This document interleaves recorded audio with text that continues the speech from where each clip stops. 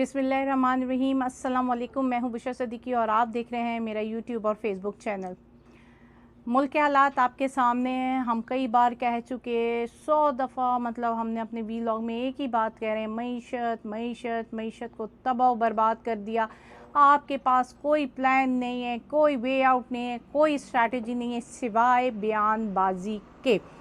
यहाँ पे आवाम ख़ुदकुशियाँ कर रही है, मर रही है, लेकिन जी हमारे काकड़ साहब सूटेड बूटेड होकर प्रेस कॉन्फ्रेंस कर रहे हैं और प्रेस कॉन्फ्रेंस में कह रहे हैं कि जी इतनी बड़ी बात नहीं है जितनी बड़ी बात बनाई जा रही है। मतलब लोगों का मरना बड़ी बात नहीं है, बच्चों का 4-4 दिन तक फाके में गुजारना दिन बड़ी बात नहीं है, बिजलियों के बिलों को देखकर लोगों का हार्ट अटैक आ जाना वो बड़ी बात नहीं है। काकड़ साहब को लग रहा है ये सिर्फ जी हम पोर्ट्रे कर रहे हैं, ऐसा कुछ भी नहीं है। तो काकड़ साहब आप मुझे बताएं बड़ी बात क्या होती है? मतलब इससे किसी के घर का सरबरा अपनी जान से चला जाता है, बच्चे यतीम हो जाते हैं, औरत बेवा हो जाती है, इससे बड़ी बात और क्या होती है? आप मुझे बताएंगे, क्योंकि आप तो कह रहे हैं ये कोई बड़ी बात नहीं है, तो मुझे बताएं कि और क्या हो कि आपको लगे कि वाकई मुल्क में बड़ी बात हो गई है, लोग भूखे मर रहे हैं, बच्चे मर रहे हैं, आपके लिए कुछ भी नहीं है, आपको अपनी लगी हुई है। जिस तरह मैंने कल कहा था ना सोलंकी साहब के बारे में कि सोलंकी साहब जो वज़ीर इत्तलात बने निगरान, उनकी भी इसी तरह के बयान आते हैं, तो आप भी उस पे चल रहे हैं। फिर आप कहते हैं कि जी जानबूझकर जी ये प्लान किया गया है, इंतशार फैलाया गया है। तो आप मुझे बताएंगे कि ये किसने प्लान किया और कौन इसको एग्जीक्यूट करवा रहा है? मतलब ये प्लानिंग की है कि हम लोग ये घरों में जाएंगे और उनसे कहेंगे ओहो तुम्हारा बिल इतना आ गया, इस पर तो तुम्हें हार्ट अटैक हो जाना चाहिए, चल जल्दी से हार्ट अटैक और मरो। मतलब ये प्लानिंग की गई है। आपने आवाम को बेवकूफ़ समझा हुआ है। वो आवाम जो अब सड़कों पे आने पे मजबूर हो गई है वो पागल आवाम है कि आपको लग रहा है जी ये प्लान हुआ हुआ है और बड़ी बात नहीं है।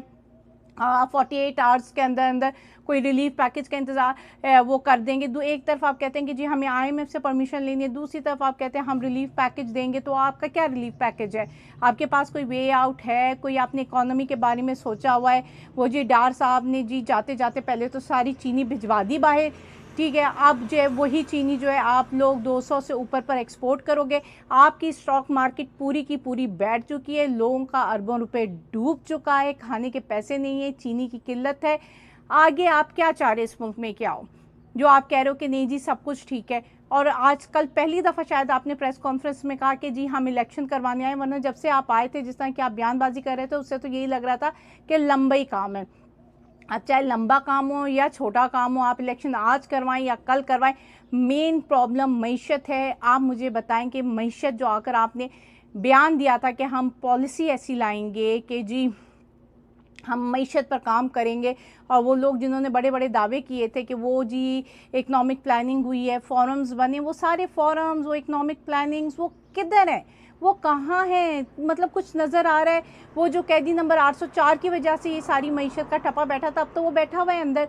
तो आप लोग संभाल लें ना, 2 साल हो गए अब तो आपसे मईशत ही नहीं संभल पा रही है। आपने जो चलती हुई मईशत थी, वो जो GDP आपके 6% था, वो आपने जी कहाँ पे लेकर आ गए? वो जो लोगों का मुफ्त सेहत में इलाज हो रहा था, उसके बाद आपने सेहत कार्ड बंद कर दिया, उस पर आपने कहा कि जी पार्टनरशिप पर आएंगे, आज वो भी ख़त्म हो गया। जो आपकी प्राइवेट हॉस्पिटल्स के साथ एग्रीमेंट्स हुए हुए थे, इस दफ़ा वो भी आपने ख़त्म कर दिया। मतलब हर तरह से तो आप गरीब को मारने पर तुले हुए।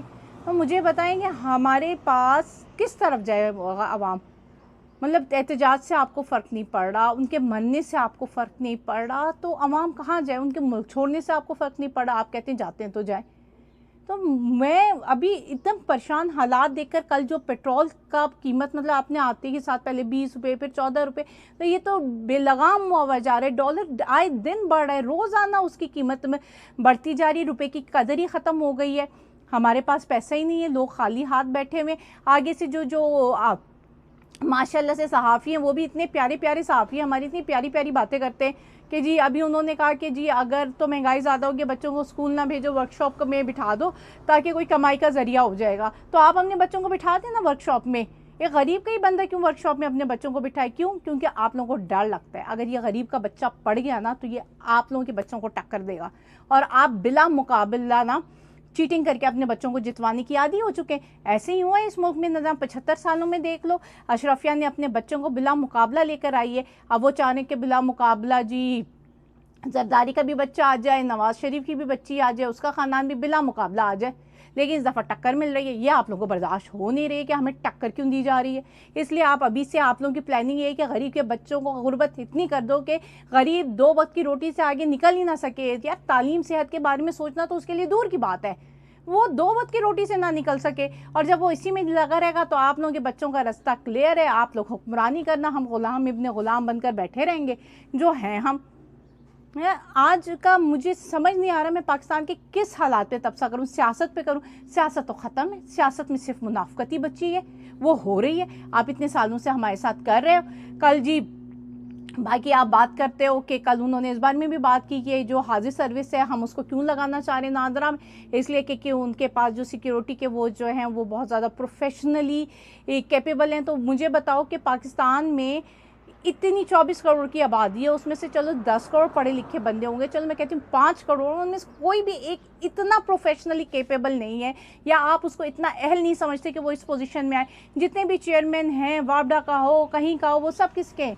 ये सारी जर्नल बैठे हुए हैं आपके। तो इसका मतलब है कि सिविलियन इंतहाई नकारा है कि एक प्रोड्यूस एक कैपेबल बंदा नहीं है सिविलियन में जो कि किसी भी हुकूमत के जो भी इदारे होते हैं उनको चला सके।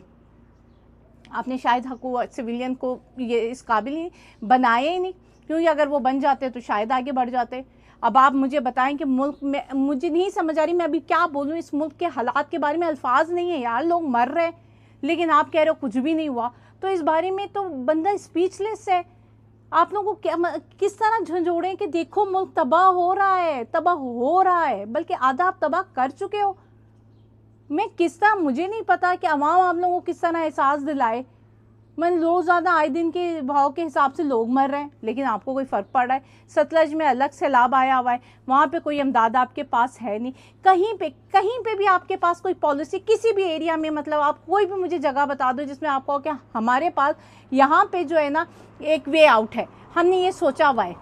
सारी चीज़ें तबाह करके रख दी हैं यार आप लोगों ने, मुल्क का निज़ाम दरम भरम कर दिया अपनी चंद मफादात के लिए। आप ने गरीब बच्चा बैठा हुआ है, गरीब बंदा बैठा हुआ है, रो रहा है, फिर आप लोग कहते हो एहतजाज कवर ना करना। मतलब आपके एहतजाज कवर ना करने से क्या होगा? मतलब आंखों में जब कबूतर है वो आंखें बंद कर लेता है तो क्या बिल्ली भाग जाती है?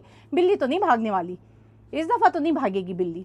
अब जितनी मर्जी आंखें बंद कर लो, जितने मीडिया की आवाज़ बंद करवा लो, जितना मर्जी चुप करवा लो।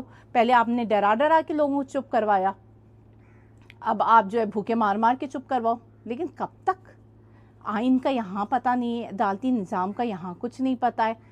यहाँ पे किस तरह के आपने जो अदालती फ़ैसले हो रहे हैं, चाहे वो दिलावर साहब कर रहे हो या आमिर साहब कर रहे हो या हसनात साहब कर रहे हो, मतलब किसी भी फ़ैसले का सर पैर समझ नहीं आ रहा।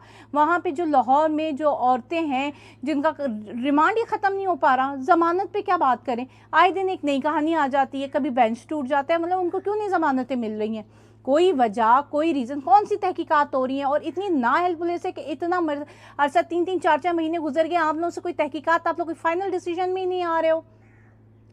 जिनको ज़मानतें नहीं मिलनी चाहिए उनको धड़ाधड़ ज़मानतें मिल रही हैं, और जिनको मिलनी चाहिए वो रगड़ों पे रगड़ा खा रहे हैं।